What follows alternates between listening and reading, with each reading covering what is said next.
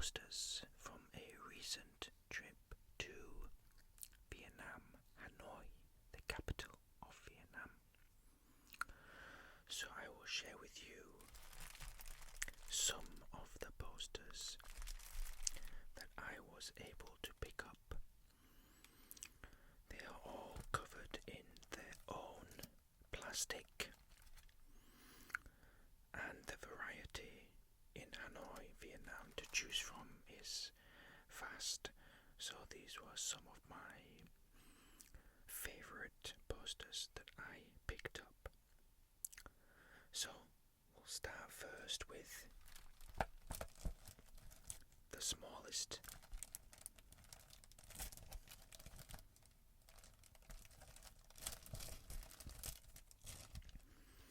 So as you can see here, it says the 75th anniversary of the founding of the Vietnamese Communist Party. So the people commit to follow Uncle Ho forever, and you can see Ho Chi Minh, that's what they like to refer to him as, Uncle Ho in Vietnam. And then of course behind him is a very familiar image, the hammer and the sickle. So the Vietnamese call Ho Chi Minh Uncle Ho as very much a deep sign of respect and endearment, and so that the term reflects a close familial bond they feel towards Ho Chi Minh, emphasizing his role as a fatherly figure and a unifying leader, particularly in their struggle for independence and national unity. So of course Ho Chi Minh's dedication to Vietnam's liberation from colonial rule, and also his humble, approachable demeanour, is what afforded him this nickname. So even when you go to Hanoi or any place in Vietnam, you can see very large pictures, posters of Ho Chi Minh, and also the words Uncle Ho relating to those pictures. And if you have the opportunity to go to Hanoi, you can see Ho Chi Minh's original wooden stilt house that he used to live in. So very humble. He didn't live in a beautiful palace or mansion or anything like that. He was a very humble person, and that is why the people in Vietnam related to him so much. So that's our first one, a nice small poster there.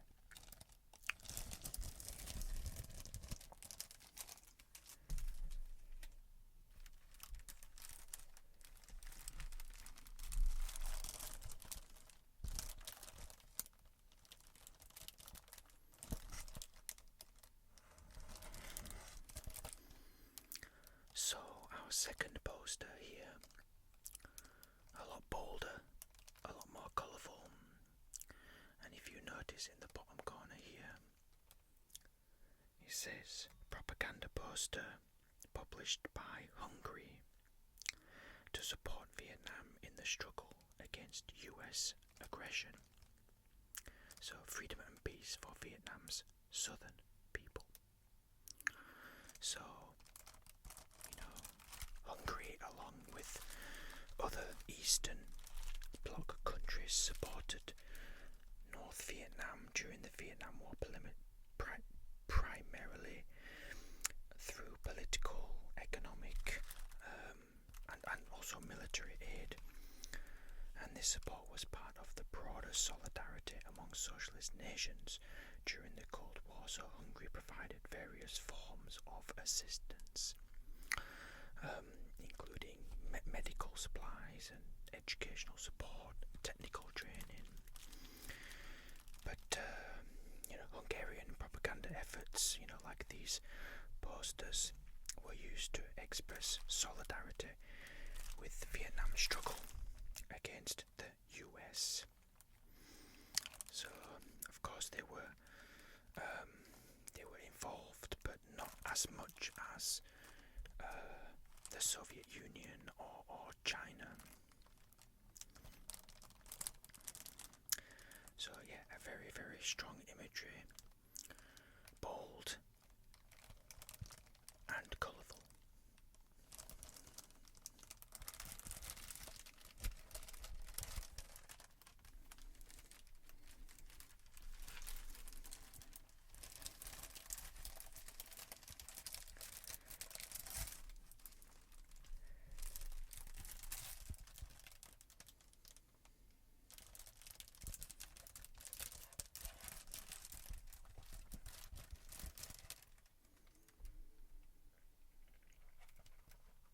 So, for independence and freedom and communist, socialist, the youth are ready. So that is a translation of the words on this poster. And as you can see, like I mentioned with the North Korean propaganda, obviously this is someone dressed in military uniform. You can see also their weapon, their hat, and they have the Vietnamese flag just here. And of course, the face, determined. There's a little smile there to evoke a little bit of happiness, but more so determination on the face. And you may notice in the background, I can show you a little bit more. The background, very industrialized. Again, a sign of, socialist, that they can manufacture their own things. They're very knowledgeable. They're great engineers. They're great thinkers and inventors. So you often see this kind of imagery to evoke that image. And yes, another strong, bold poster there.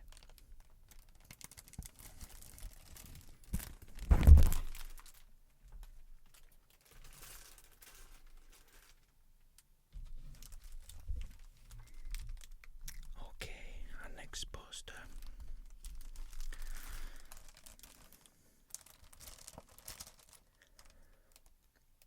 It actually says 3 generations of American presidents, so published in 1970 by an anti-war organization in America to support Vietnam in the struggle against US aggression.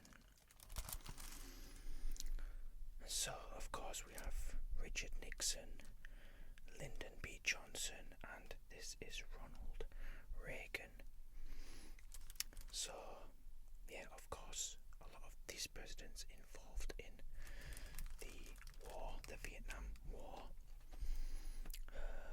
Lyndon B. Johnson, 1963 to 1969, and he significantly escalated US military involvement, including the deployment of ground troops and extensive bombing campaigns, like the Operation Rolling Thunder. And then Nixon, Richard Nixon, 1969 to 1974. So he implemented the policy of Vietnamization, aiming to transfer combat roles to South Vietnamese forces, while gradually withdrawing US troops. But he also expanded the war into Cambodia and Laos, which obviously sparked widespread protests and also may be linked to the rise of Pol Pot. Pol Pot used the bombings in Cambodia to push himself into power, so linked to the dictator Pol Pot. But yeah, hear no evil, speak no evil, see no evil. again reference to the three monkeys. But yeah, another strong imagery on this poster.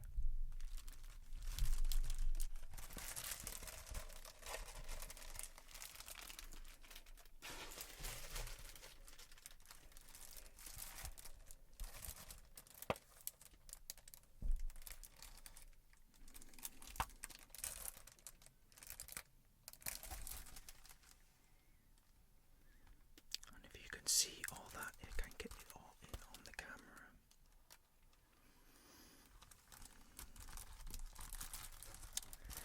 We have the translation there, glory to the Vietnamese Communist Party.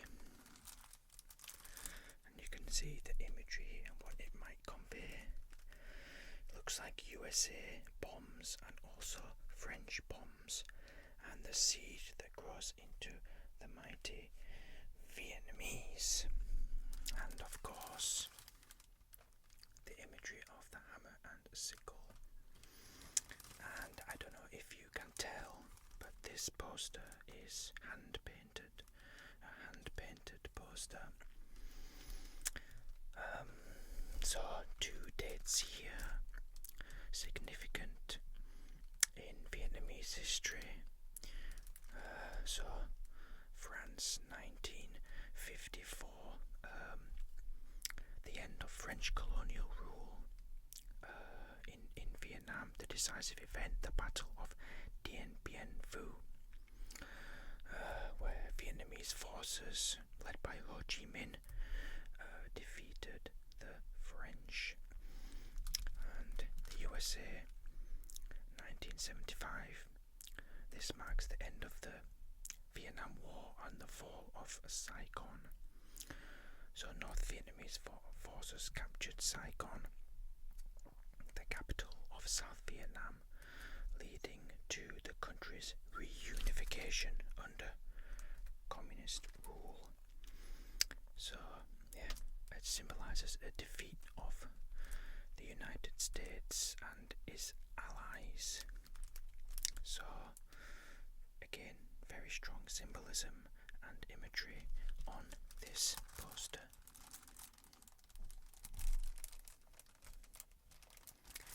Again, lots of very bold colours, very eye-catching.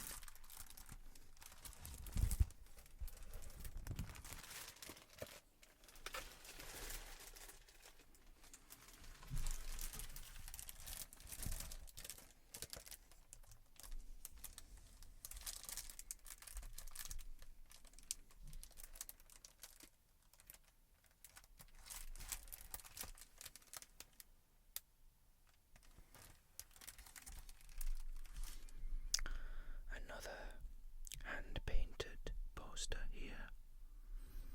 I don't know if you can see. 10-year anniversary defeating US strategic aircraft B-52 raids. And of course, the symbolism here, B-52, the US Air Force, and of course, a mighty fist crushing the B-52, and of course, the symbol or the flag of Vietnam. So the Vietnamese crushing the B-52 bombers and the United States Air Force. Again, if you have the chance to go to Hanoi, to Vietnam, you can see the remains of a B-52 bomber, and it's very interesting to see it. You can see the remains. It's in a very small pond in the middle of a very small community. There's houses around there and also a marketplace too, and there's also a plaque there where you can see that commemorates the event. But of course, Vietnam effectively countered the American B-52 bomber raids, particularly during Operation Linebacker 2, so in 1972, also known as the Christmas bombings. and this was one of the most intense bombing campaigns of the Vietnam War, with the US deploying B-52 Stratofortress bombers to target North Vietnamese infrastructure, to force them back into negotiations. However, the Vietnamese demonstrated a remarkable resilience and very strategic in countering these raids with their air defense systems and their tactical adaptations, and also their general resilience. The Vietnamese are known for their resilience. If you look at the history of the Vietnamese War, so at the end of Operation Linebacker 2, the US had lost 15 B-52 bombers, so a very significant blow to American air power.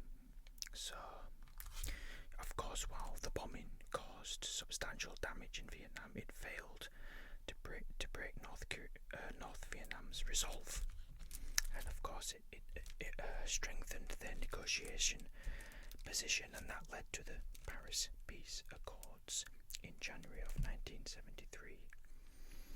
And of course that ultimately paved the way for the withdrawal of the US, and the eventual reunification of Vietnam under communist control in 1975. So, in a sense, the Vietnamese ability to counter the B-52 raids, it was a significant factor in their broader victory in the war. So, yes, this is our final poster.